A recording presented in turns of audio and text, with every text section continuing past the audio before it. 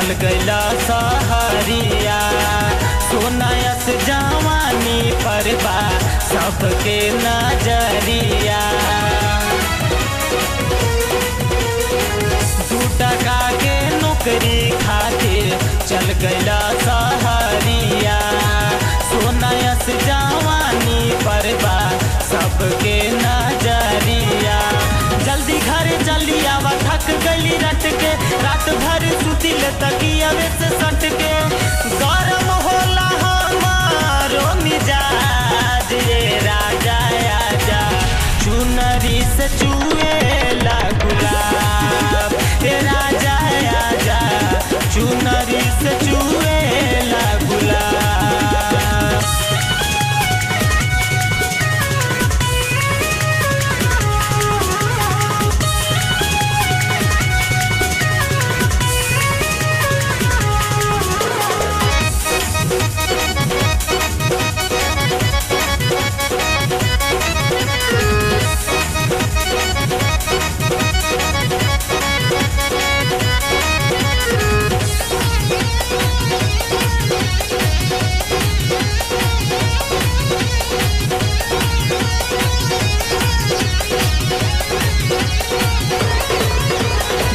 छोट भइल लहंगा हो, छोट भइल चोलिया।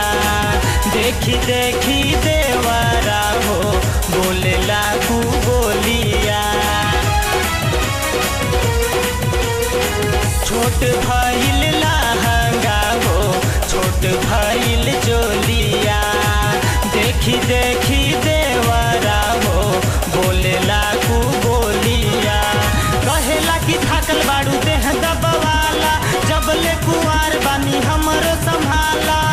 लागे न तानी कोसला जे राजा आजा, चुनरी से चुएला गुलाब। हे राजा आजा, चुनरी से चुएला गुलाब।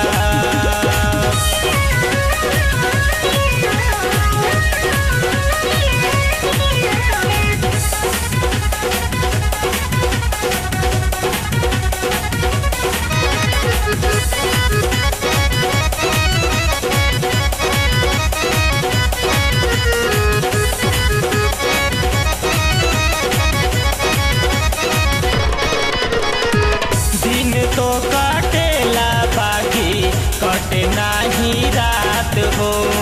साच कहतानी आपन मनवा के बात हो।